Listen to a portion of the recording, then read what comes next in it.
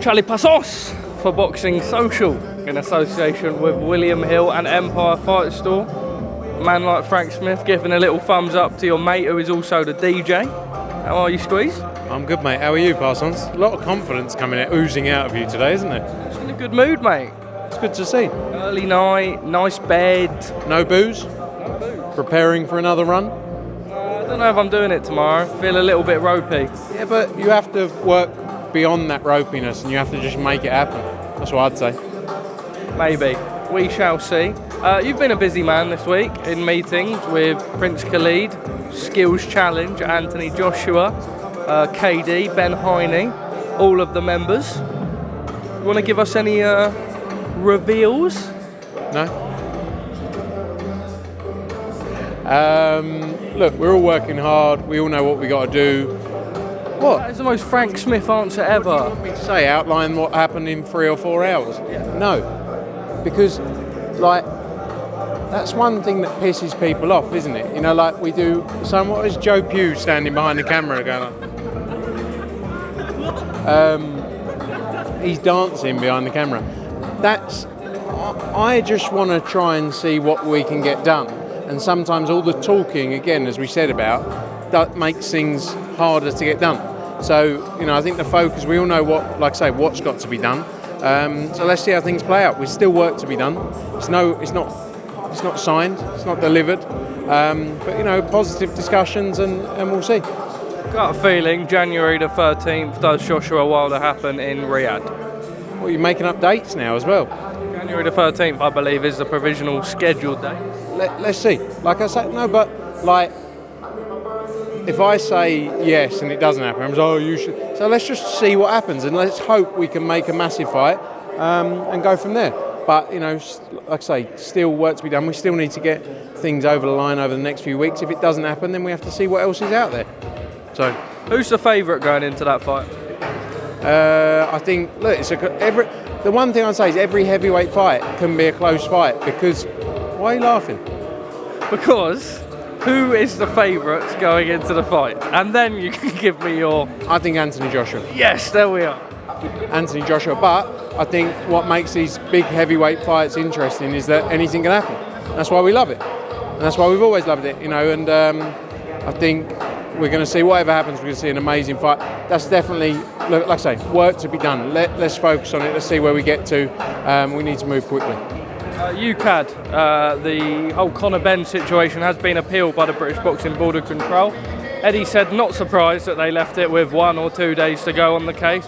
When it came out yesterday, I know that Eddie told Gareth on our podcast on Tuesday that they expected an appeal. Your reaction to them leaving it so late? It is what it is. It is what it is. He's been through tough times. He's been through the process that he's been asked to go through on multiple occasions. This is another part of that journey now. And have to deal with what's in front of him. You know, he's free to fight. He's not suspended by anyone. Not suspended by UKAD. There's no suspension. But like, this is another hurdle and thing he has to deal with. So let's see. You know, hopefully we can get it through it very quickly. Like I say, he's dealt with this whole process. People have been frustrated throughout with the way, you know, he hasn't always been able to talk about it. I think this is the last part, hopefully. And, you know, he couldn't have done much more. He's gone through the WBC process, like people ask. He's then gone through the National Anti-Doping Panel. But, you know, we've got to focus on moving forward with his career. This is hopefully one last bit in that. But like I say, he's not banned from fighting right now. There's opportunities out there. We'll see what happens. Eddie said he wasn't too sure on the intricacies, but from just speaking with Sean and Jay, do you know sort of the requirements of the sort of legal battle? Is it going to be as long as the prior one? I think, look, these things we've seen, you know, throughout this process, we've set so many time frames, haven't we? We said 2 weeks, 1 week, there's Friday, whatever. Everyone's got the intention of getting things dealt with as soon as possible, but sometimes with legal things, it takes a bit longer than maybe people originally anticipate. So again, it's one of those where, you know, we know, or he knows what needs to be done. His team will go into that, and hopefully we'll see him back in the ring, because like I say, he's been through every process. But let's see. I want to touch on this sort of whole Alycia Baumgardner situation, but first, some of the comments made by Jessica McCaskill. She went on the Boxing Voice podcast and she said that It was sort of an inside job by Matchroom because there was only one fight left on her deal. Rick Ramos then said, look, Jessica's going to come out and issue a statement. She has since issued a statement. The statement says, I'm sorry if I offended Matchroom. Look, the comments were quite ludicrous, as Eddie said yesterday. Thoughts on the statement? Is what it like. She was never going to come out and say, like, you know. I think we just have to move forward. Obviously, people understand. You only have to look at the comments and responses to what Eddie said to know that it's such a ludicrous state. Like, what a mad thing to come out with. So, in my opinion, it's like I don't even want to give it too much time.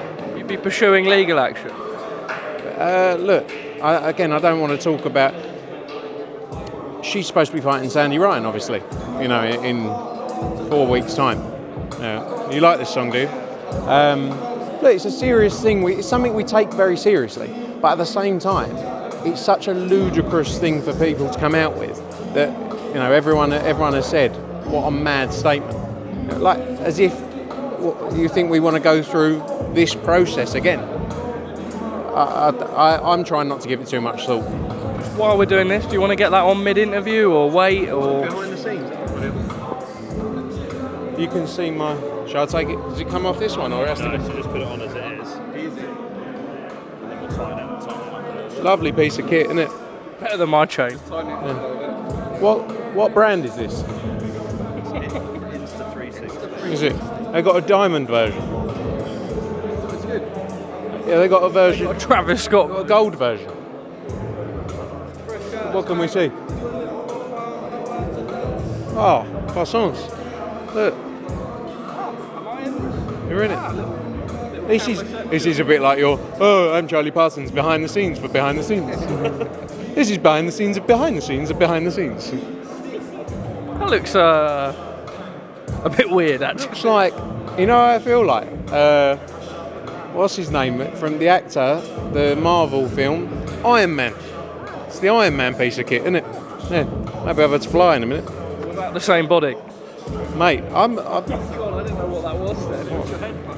I think I'm looking all right, to be honest, mate. You are. Thanks. You are. Appreciate it. I've shifted a bit of timber. Why? So just to get, because I was hoping that you would return the compliment. You look beautiful, Parsons. Lovely figure on you, boy. Thank you. Alycia Baumgardner, she's been very vocal on Twitter since this has all come out. Just on face value, do you think she's dealing with it the right way? I don't. I think, look, it's difficult to determine how anyone should deal with these things. Some people are too quiet, some people are too, like, every individual is going to have a different approach to it, aren't they? And, you know, at the same time, you have to allow all of these individuals the ability to go through the process. And, you know, she's no different in that position. So, look, I think everyone can have a view. It's not for me or you to say you should deal with it this way. And people complain when people are too quiet, people complain when people are too... I'm not saying anyone's dealt with it the wrong or right way. They've dealt with it in the way they felt right, if you know what I'm saying. So I think, like I say, we have to, with all of these things, go through a process with people who are experts within this field and actually understand it. Frank, we've got to get started, so really quickly I'm just going to ask you some comments. We've seen Ben Shalom's comments. I'll ask you more in depth about those maybe tomorrow. But McCaskill and Josh Boatzy have both come out and accused Ben of being biased towards the opponent. McCaskill came out and said that's his boy. They put him in there to come and beat me. Ben hasn't even come and said hi to me. What do you make of that sort of thing? Who said that? McCaskill about. It's what it is. Like, you know, I'm sure he's got favourites. You know, and maybe that's why he's doing what he's doing. Looks like I can squeeze another one in, so I'm going to give it a go. Just on this whole Opetaia thing, Ben then came out and said, I'm not even sure the reason why Matchroom signed him. Is it just a toy with us? What did you make of it? Because we signed Jai Opetaia because we believe he's the best in the 200-pound division. That's our business, to sign fighters, to grow the brand. We're a global promoter. We're the only global promoter in boxing. So we like to sign fighters. If we stopped signing fighters, we wouldn't have much of a business. I think people should worry more about their own business, focus on what they got to do, rather than keep fucking up their boxers and their fighters' careers. And then afterwards, obviously, he then went to Tasman Fighters and made the sort of a behind the sort of scenes comment away from Matchroom. What did you make of that? They're clueless, aren't they? They're clueless. They make silly mistakes. It's what they do. I like it. I like it. We need, it's good. It's good because it makes it a lot easier to look really good when you've got amateurs like that in the business. Parsons, I'm going to go and do the weighing, stand there like a statue. Thanks, amigo.